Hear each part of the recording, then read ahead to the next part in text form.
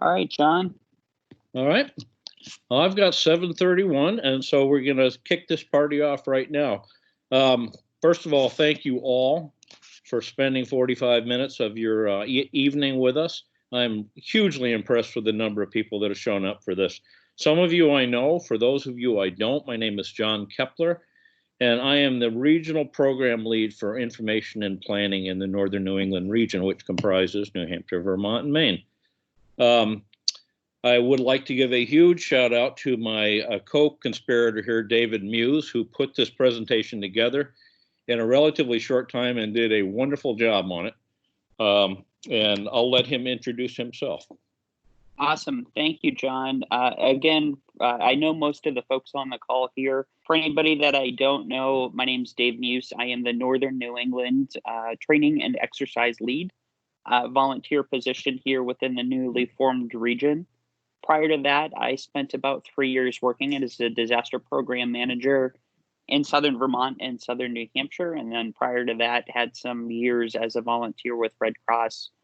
I'm currently consulting in the outside world of Red Cross for my full-time job, and live here in Southern New Hampshire with my beautiful wife and my pet cat, Mr. Willie. So very happy to be here tonight.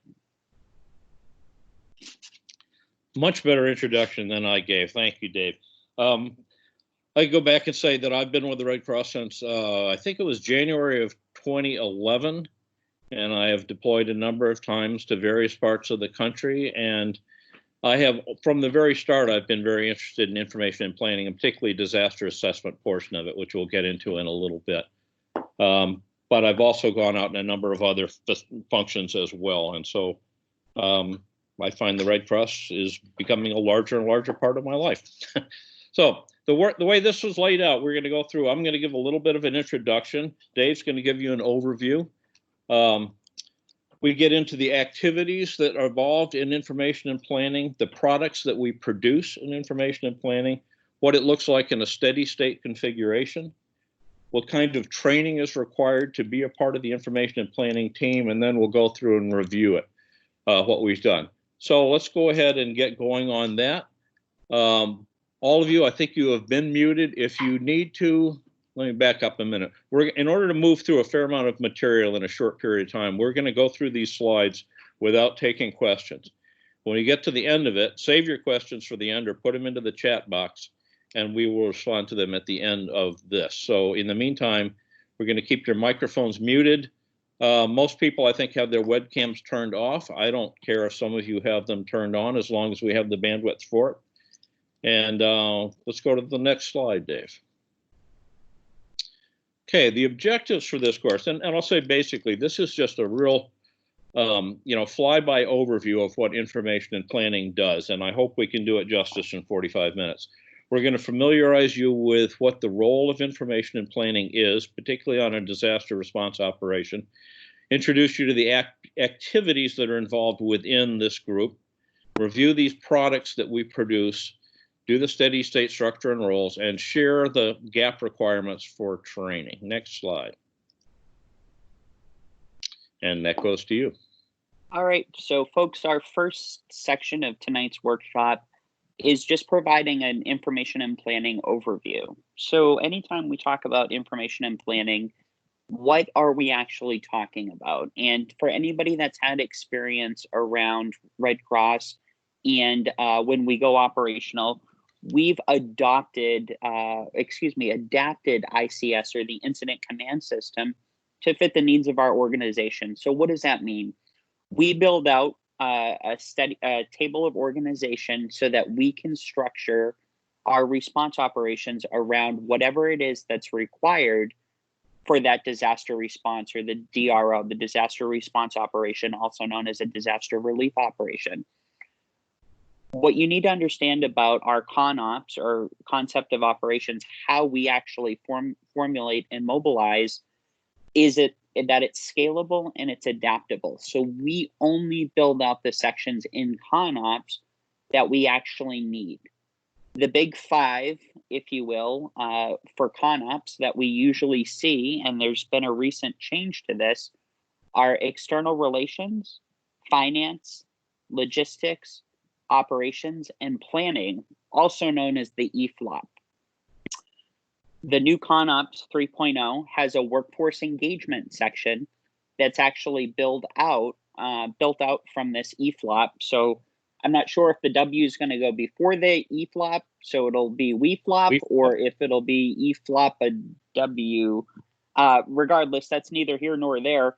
But what you need to realize when we're talking about information and planning is that information and planning is a group within the leadership structure, the command and general staff structure of our table of organization. The information and planning group is led by an AD of information and planning. AD stands for an assistant director. That assistant director will typically see, again, if the situation warrants, we'll typically see an AD of operations, an AD of external relations, sometimes an AD of finance, definitely an AD of logistics so that we can get our staff and stuff, and soon to be an AD of workforce. And the staff will come out of logistics and actually get plugged in under its own section, but more on that during a ConOps section, training section that hopefully we'll be offering soon. The purpose of the group of information and planning is to collect, evaluate, synthesize, and disseminate information pertaining to the response operation. That might sound really simple, but when we're dealing with complex disasters and emergencies, a lot of times these situations are fluid and evolving. That can be a real challenge. And I want you to stop and think for a second about some of the DROs that you've either worked locally or that you've deployed out on, and think about what information have you needed to collect so that you could effectively do your job. It changes, right? We know that some disasters that we deploy out to, like a larger scale hurricane that's already made landfall, we might see some changes to the response operation after that hurricane. But for the most part, when we go out and we collect disaster damage assessment information, we know how to tailor that response. But leave the hurricane example to the side for a second and think about a disaster like a wildland fire.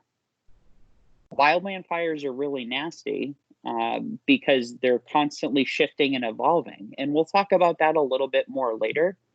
But information and planning is really, I think, the glue that holds all of the other functions together. And its purpose really can't be understated. Within information and planning, you can see the 4 activities, and we're going to go into a lot more detail about those. But the 4 activities within information and planning are disaster assessment, information dissemination, financial and statistical information, and a situation unit. And again, we'll talk about those in depth a little bit later. Common tasks within information and planning include maintaining information on current or forecasted situations, looking at things like status, trends, different alerts coming through. We saw this on the Oroville Dam, the spillway incident out in California, where the impending spillway on the dam was what government officials thought was going to fail, and they needed to evacuate 188,000 people over the course of 12 hours.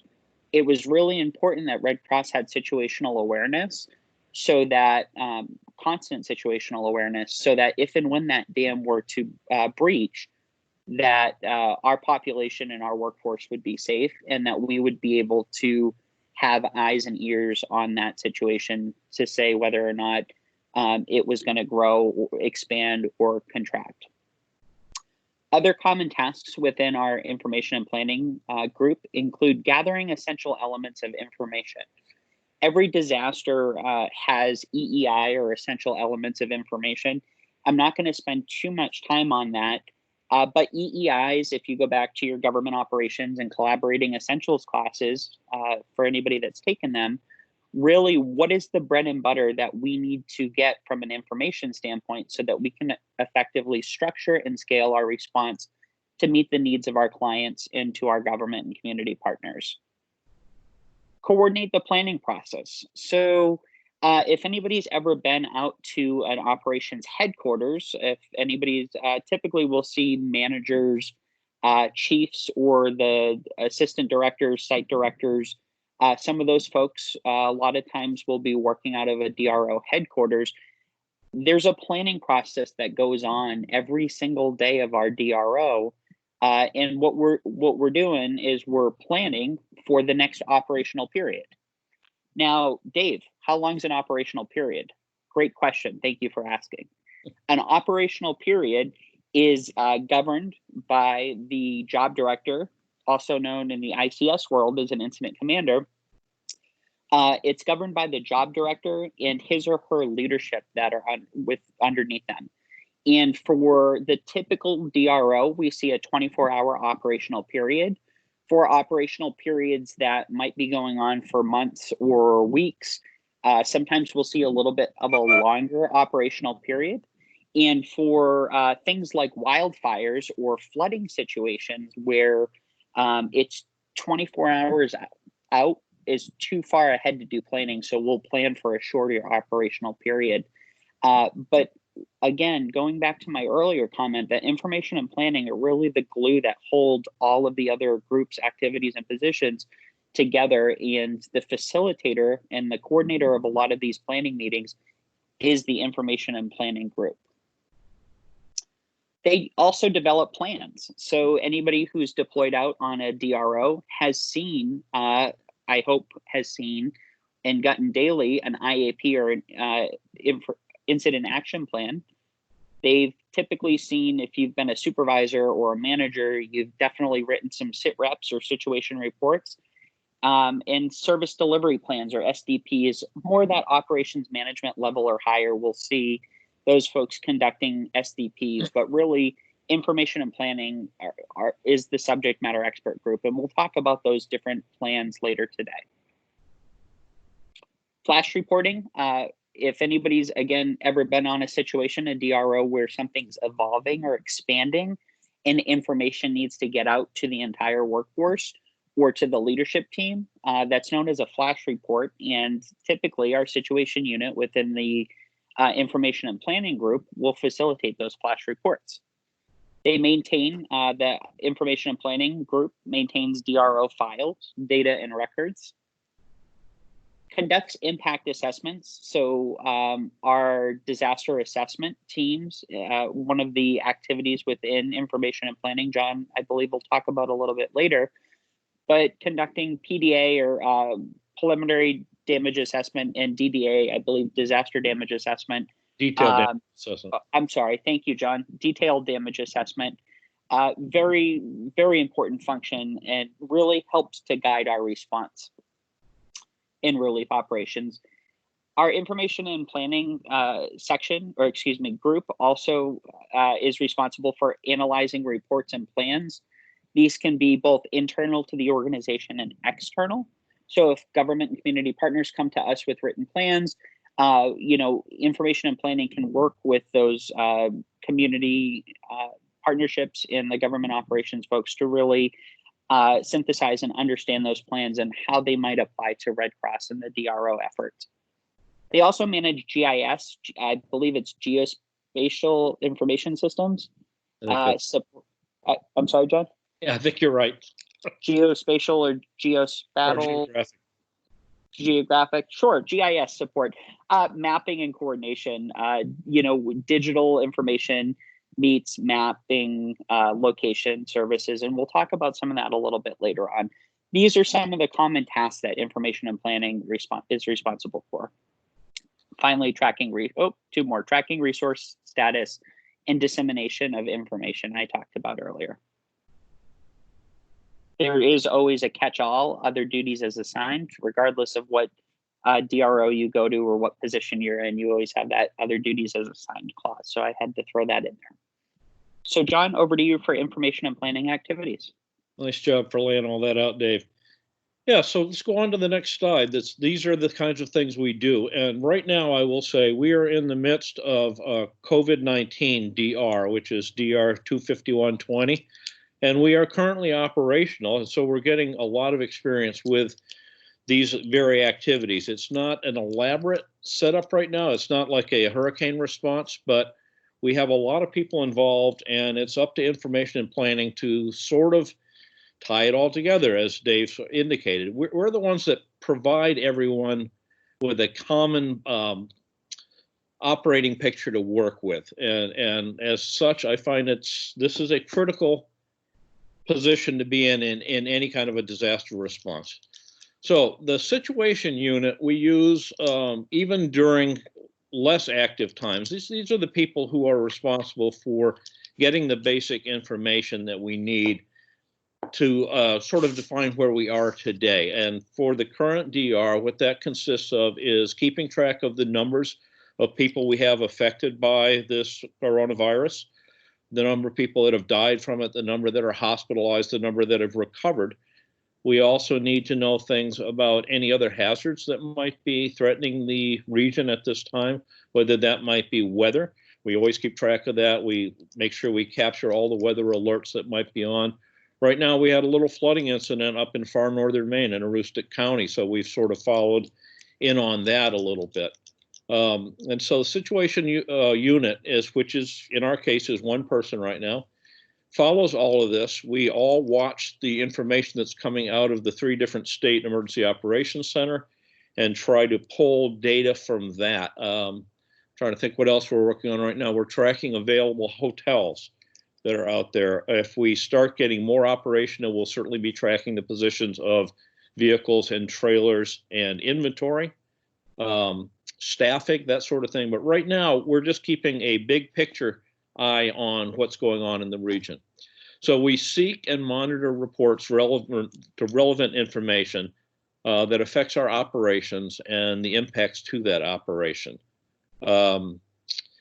And by doing this, the situation unit helps ensure that we're all kept safe, that we're not caught unawares by things that may be coming down the pike, and that we're all working as a coordinated unit, which in an organization like the Red Cross, with all our many different features that we do, all the different activities that are involved in what we do, this is quite a job to keep everyone focused. And that's why it's been very important to issue a situation report every operational period and an incident action plan for every operational period to lay out what we're going to do in the following, well, in our case, it's now 2-day operational periods. We're going 48 hours.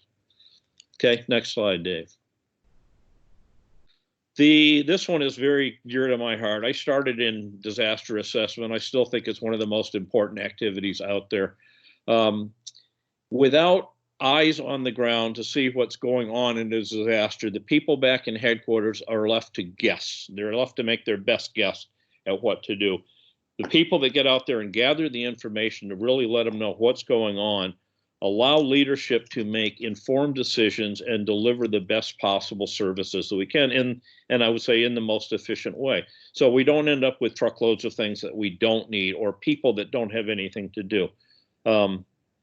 And we do this in several ways. The big picture disaster assessment goes out and gathers initial impact assessments and sort of area assessments to see how much has been affected, how many homes are in it, how badly are they damaged, that sort of thing. These are teams typically of 2 people at a time. You'll usually go out as a driver and a person who records the information. This used to be done on what were called street sheets, and this was a long, involved process where you would fill out a street sheet for every street you were on, up to 10 houses on each street, and you had to write across the top certain data and write along the side certain data, and at the end of the day, this would come back to your headquarters, at which point it would be filed in a ring binder by street, by town, and by county. And then someone would take that ring binder and they would enter this information into the digital system so that it could be accessed from CAS and other systems that we use. Well, we have gone beyond that finally. And in the last 3 years or so, we've been using an application called RC Collect, which works extremely well. And you can use it on your phone or tablet, and you simply collect the information digitally, send it from your phone, and it's there for anyone to use at headquarters or anywhere else, that anyone that has access to RC View, which is the mapping program, can pull this information up and see what we've got. So this has been a major advance in the last few years. And this really does drive the response from a data standpoint. So if you have teams out there and they're collecting information and they're showing, well, all the houses in this area have shingles missing, a few broken windows, things like that, we don't have a huge function to do in there. But the team that's down at the south end of town, say, and discovers they've got houses off their foundation, they've got houses that have washed away, they've got roofs that are collapsed and walls that are caved in. Well, we know that we're going to have people there that are going to need to be sheltered and cared for. We're going to have to get the less damaged ones some supplies to help clean up with, that sort of thing. So the people back at headquarters would be able to take these data and say, well, say we have 100 houses that are destroyed and we've got 230 that have major damage to them, and maybe we have 400 that have minor damage and 1,000 that have been affected on a big relief operation.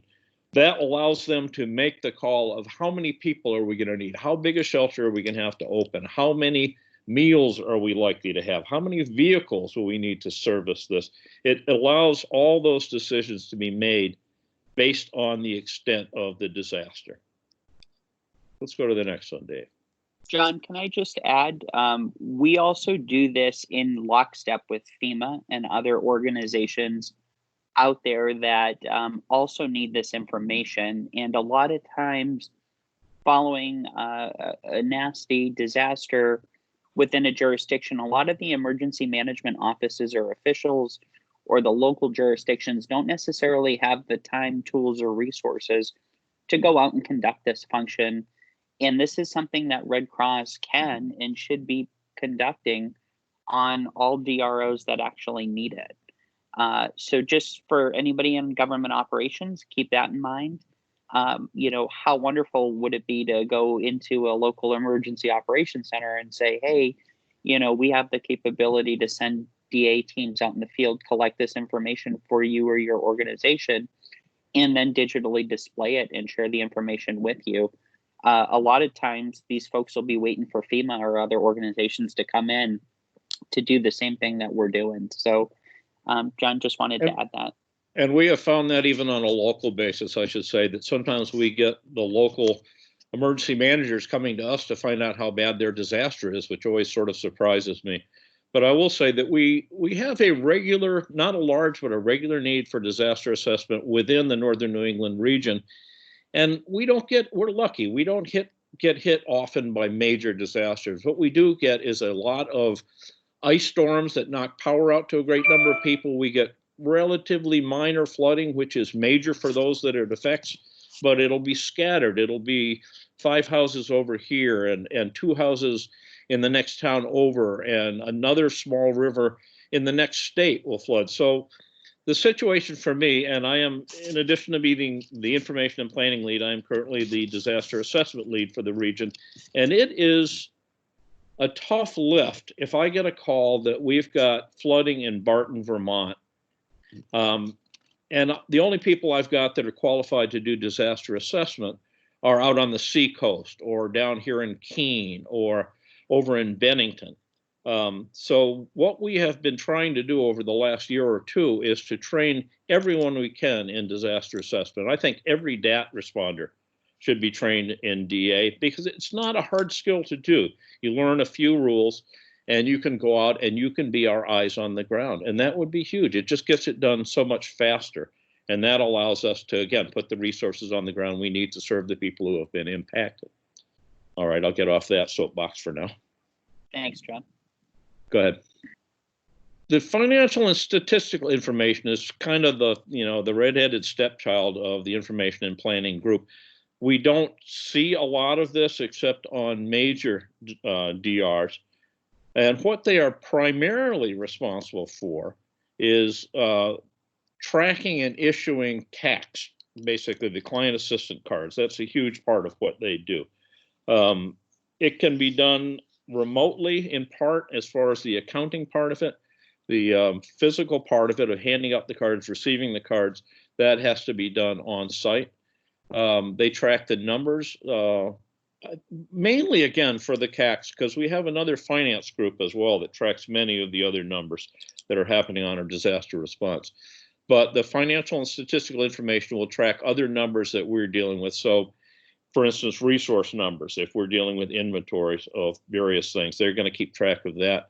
And they produce or at least contribute to the 5266 report, which, if any of you who don't know, the 5266 is an extremely comprehensive document that tracks every asset and resource that we use on a disaster response operation. I mean, down to bottles of water, but up to as much as buildings, headquarters, warehouses, vehicles, snacks, comfort kits, rakes and shovels, everything that comes and goes through an operation gets tracked on a 5266. It's intimidating to look at, I'll tell you, for someone that doesn't do it much, but for people that know it, it allows them to make really good decisions. So it's an invaluable document, and it provides accountability for the operation. We know that we have spent the money that we have well, and it allows people to look at trends. So they can look at, well, our use of we're not using as many rakes and shovels as we did yesterday. I think we can cut back on that as part of our distribution of emergency supplies. Or we'll see that we're running out of meals when we go out on feeding trips. And so we know that we need to ramp up food production so that we can get more meals out to where they're needed. So it really is a key part of it. And we currently do not have anyone in that position in this region, except for Marcia Haynes certainly takes care of a lot of this among the staff at headquarters in Concord. So that's not something we have typically had a position since I've been leading this group, but it's something we probably should consider getting somebody trained up in. Okay, next one. Information dissemination. So we gather all this information, we get all this data and all this stuff. It doesn't do a whole lot of good unless we can get it to the people who need it to use it. So this is done in the field, if necessary, from an office and remotely. Right now, we are doing this completely remotely from home, as most of us are, as we are locked in because of this pandemic. But this information dissemination person or group is primarily responsible for drafting the incident action plan, which is everything you need to know going forward for the next operational period. And all of you who have been on a disaster release operation know how valuable this document is. It comes in your email typically at 8:30 or 9 o'clock at night, and you look at it and go, I can't read this. It's 60 pages long.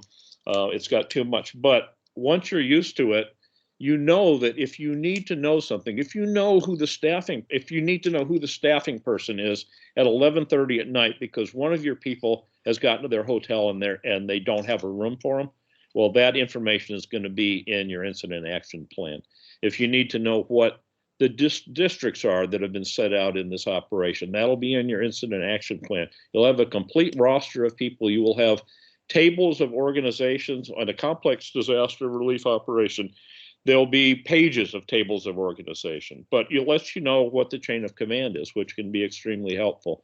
It will give work assignments for different groups. For instance, if you're on a DEA team, it'll show that team as going out to such and such an area or being responsible for gathering disaster assessment information in a certain area and who's on your team, what resources are assigned to you, if you got a vehicle, if you got a computer, if you've got smartphones, and that sort of information.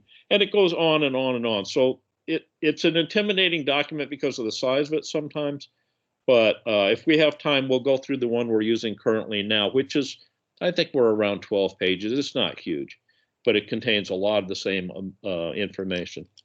So information dissemination puts this out. They also on occasion would conduct briefings if we need to have gather people together and give them information. Typically, this would be more urgent information, I think, that wouldn't go out in one of our written plans. And so that's something that would come up on some relief operations. And the whole point of this is it keeps us all on the same page. So we all know what everyone is doing and how the response operation is tied together. I think that's it. Dave, I'll let you talk about the products. Sure. Well, John, you which thankfully I for kind me, of you did. covered about 90% of them. So this unit will move a little bit quicker. But a lot of the products that John referenced in his presentation, we're going to take a look at here in a little bit more detail.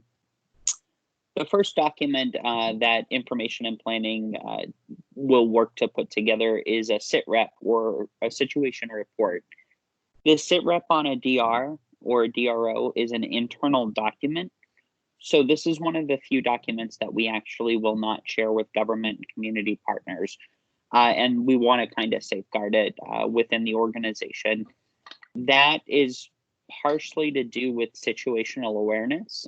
There's some information that comes out in the sit reps that we don't necessarily want to communicate to those other stakeholder groups, but we need to be able to get this information out to our workforce. And the sit rep is typically the way we go about doing that. I believe, John, correct me if I'm wrong, the sit reps are usually, we try to put the sit reps out by 4 or 5 o'clock at night, if I'm not mistaken. They typically go out at the same time as the incident action plan. We try to compile them by about 4:30. So with the situation report, you need to collect information from all the other assistant directors from the different groups. And so part of the trick with this is getting everybody to report into you. And for the current one, I've set a limit of 4:30. If I don't hear from one of them by 4:30, their information doesn't go in. But it generally then goes up to the job director for their approval and then is sent out. In our case, because it's not too complicated right now, we're getting them out by about 6:30 or so. But as you know, on a larger relief operation, it could be 9 o'clock at night by the time they go. But I generally would release them the same time. Sure, and you need to default to your information and planning group as far as what time that any deadlines are due. And to John's point, he said, the different activities within the different groups report up. So operations, logistics, workforce engagement, or workforce, they'll compile the information and then send it over. The SITREP really documents operational period that was just completed and highlights the important information from the day. This is kind of, I say, the one pager. It is multiple pages, and we'll take a look at one later, hopefully, if we have some time here, but really highlights the important information from that previous operational period that was just completed. The second document or product that John talked about earlier was the IAP, also known as the Incident Action Plan. Every single operational period should have its own incident action plan published. And this is mainly an internal document. We can release this to government and community partners on an as needed basis. And what this does is it defines the plan for the next operational cycle.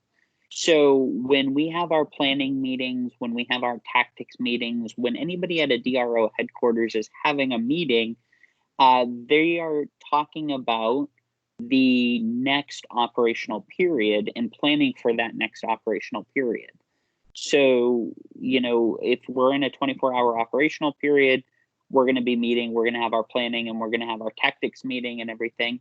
And what we're doing is we're resourcing this incident action plan, or IAP, and getting ready to publish the IAP for the following day. And to John's point, typically it's published anywhere from 6 p.m. to midnight. And this goes out to all of our workforce members. What is really great about the IAP, John mentioned some of the information, work assignments as far as what location and resources need to go where. It talks about any safety concerns, an incident briefing. There's usually a director's intent or message in there from the job director. It tracks some of our goals and objectives and some of the priorities. So it's a really great document for really pulling together your leadership team or your operations management team, defining what the objectives and the priorities are, and then figuring out the work assignments that are going to support those objectives. So really, really great. Key information resource. Again, it's just invaluable. Anybody that's drafting an IAP, not every section of the IAP is required for every DRO. We build the IAP to whatever our needs are, and whatever typically the AD of information and planning and the job director agree. We're going to use these sections, but not these sections, or these sections, but not those sections. And again, don't feel like if you're ever in a role of information and planning, putting this IAP together, don't feel like every single section of the IAP has to be filled out. Figure out what the expectation is and what the needs are for that DRO. The 5266, John mentioned earlier, an internal document that tracks statistics. He said everything from bottles of water to client assistance.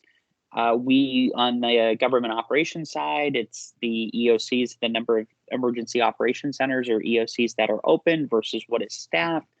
And John put this in here, it really tells our story, or the Red Cross's story, from a number standpoint. And this is really, really great for folks that are in, donations donations or fundraising, trying to go out and tell the story that, hey, yesterday, we fed X number of clients, or we have had X number of overnight stays since this disaster started.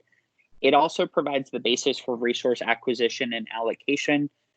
Sometimes, depending on what happens and how it happens, some DROs get a little out of whack with, we ordered extra shovels, but we forgot to order widgets. And so it really allows us to figure out, what supplies are actually needed and how we can appropriately distribute them out to the field, and identify kind of where some of our resource gaps are as well. The director's brief is another product. This is something I think that's been new within probably, John, the last two years, give or take. 2 to 3. Yeah, 2 to 3 years. But this is a digital product that information and planning can put together. It's an internal digital dashboard. Everybody's all excited with the dashboard term. And basically what it does is it goes through different sections, and it can brief anybody out on the different elements of our DRO response. So element 1 is always some type of situational awareness map. 2, recovery map. In this instance here, you can see social media analysis. We can look at things like the number of ratios from staff to rental cars, or our workforce members to hotel rooms. And really displays important information that's useful both internally to our organization and also externally. We summed it up here by kind of a one-stop shop situational awareness resource. Again, some of the DA information can be pulled into this, and we can do different layers with the mapping and different features. We can do an overlay of the disaster assessment information that we've gathered in the field, and overlay that with a map or information of the number of, or the different casework clients that we've met with, and hopefully we have a match. And if we don't have a match, we can see where those gaps are, and hopefully dispatch or deploy people out to bridge those gaps. It supports operational focus as well as future decision making, and I talked to that a little bit earlier. So information and planning during steady state.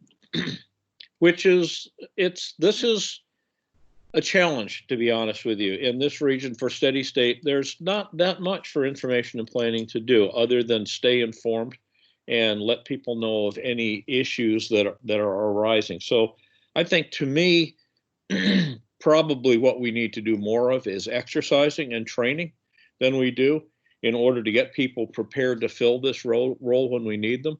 Our current team that we're working with now, and we're not in steady state, we're actually in an operational state. And there's 3 of us. There's me.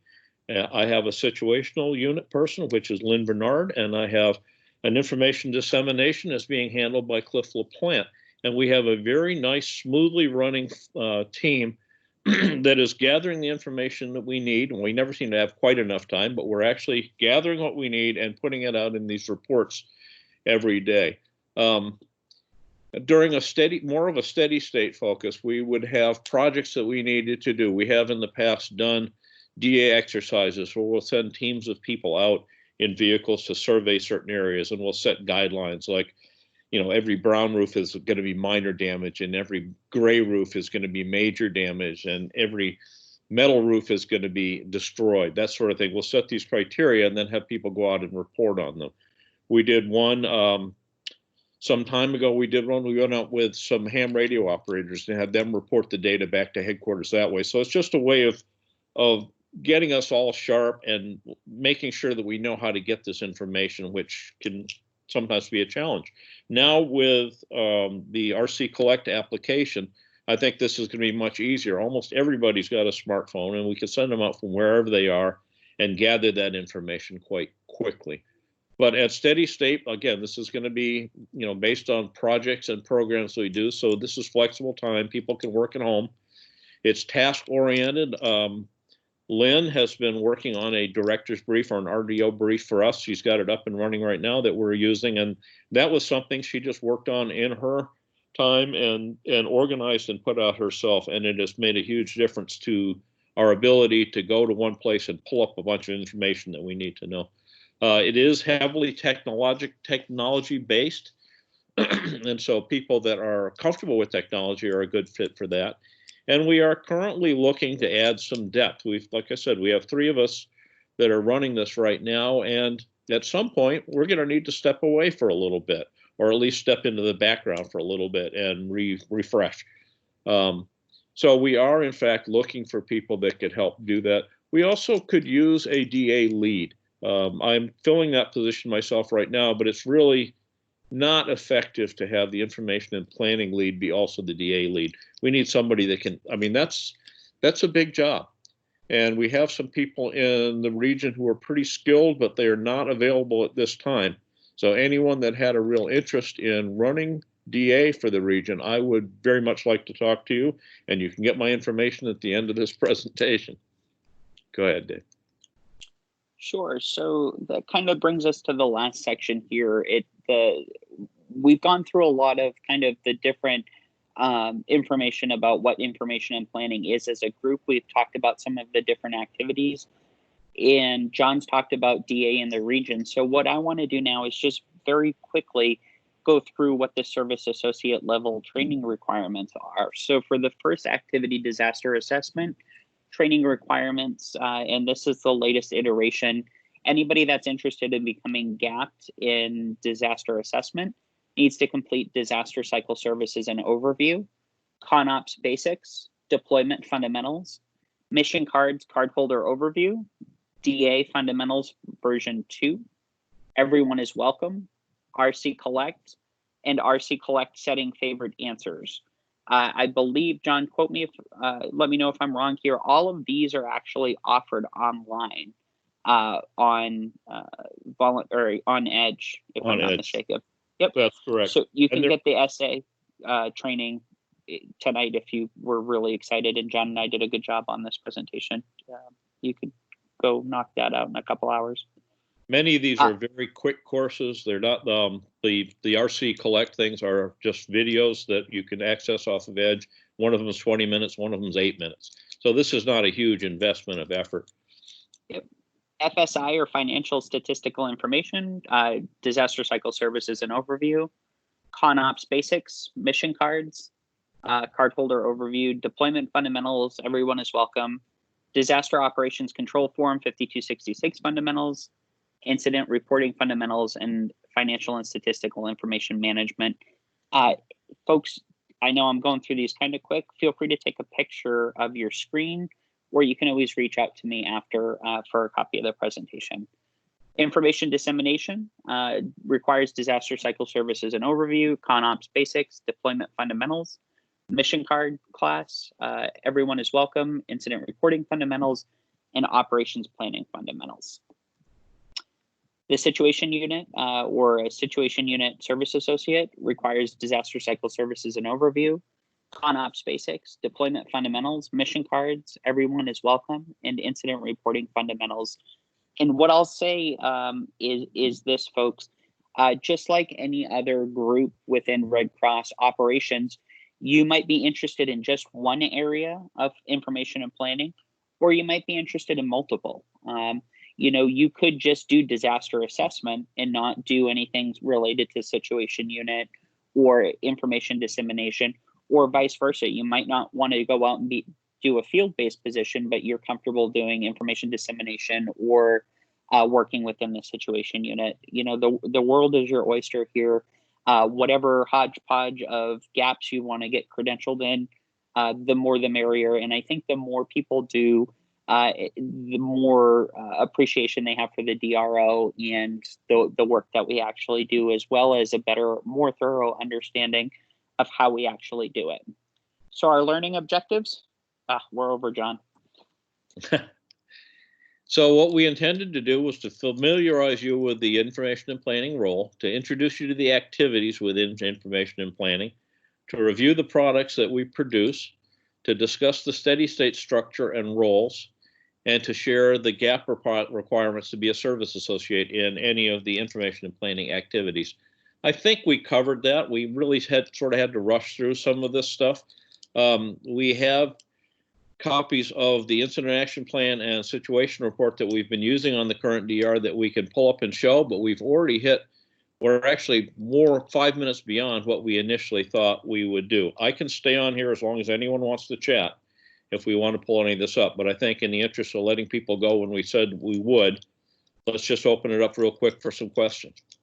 Yeah, John, I'm going to go to the chat box first to see what questions folks had, and then we'll open up the phone lines. And what I'll do is I'll send out a copy of this presentation to everybody on the list that had registered, as well as, if you're okay with it, John, the IAP and the sit rep from today's operational period and for tomorrow's period. Excellent. So let's go to the chat here. And for folks new to Microsoft Team, if you have a question, you can just pull up the little ribbon here. There's a little speech bubble that says show conversation. And we'll start at the top here. Are these requirements listed somewhere? Mahar has a question. Are these listed somewhere? I was able to do DA for Harvey and get trained, but I do not have the DA gap. Yep, you can again go on to the exchange, or in the back of the presentation that I'm going to send out to everybody, you can see those requirements there. How do we access Edge? You can get to Edge through Volunteer Connection. So when you sign into Volunteer Connection, you'll see a hyperlink in the top right-hand corner that should say Connect to Edge. If you have any questions with that, you can reach out to your disaster program manager. Are there any other questions for the chat box? Let me just say an answer to the question that if you go onto the exchange and search for disaster responder training requirements, you'll pull up a list of all the requirements that are needed for every gap in disaster cycle services. Hey Dave, this is Ashley St. Louis, the Disaster Workforce Engagement Specialist for Maine. Hi, Ashley. Or for NNE, sorry, it's the 6th. I just wanted to chime in and say that I have each individual essay file extracted, from the 200-page job tool that lays it out really simply. So as soon as I get to my laptop, I can send all those to you, Dave, as individual files, Dave and John. And if you want to send them out to the group, sure. It'll be easier. It gives the the requirements and a description of it and everything like the DPM would go over with them.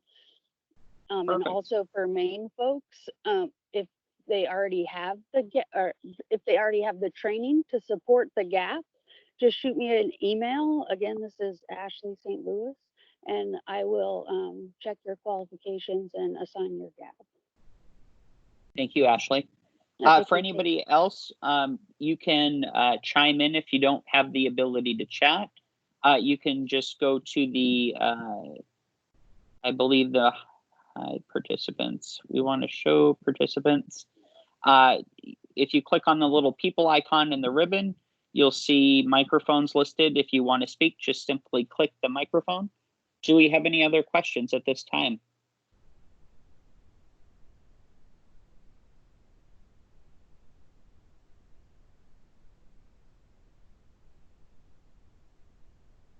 Excellent. Well, John and I will hang out on this call for another couple minutes. If anybody wants to either engage us via telephone here or through email or the chat feature. Thank you very much for taking the time tonight, folks. Please don't forget to log your hours in Volunteer Connection. And we will be hosting more workshops and virtual instructor-led training within the region, hopefully in the next few weeks here. So please keep a lookout for that. Thank you again. Have a great night, everyone. Thanks, everybody. Thanks, Dave and John.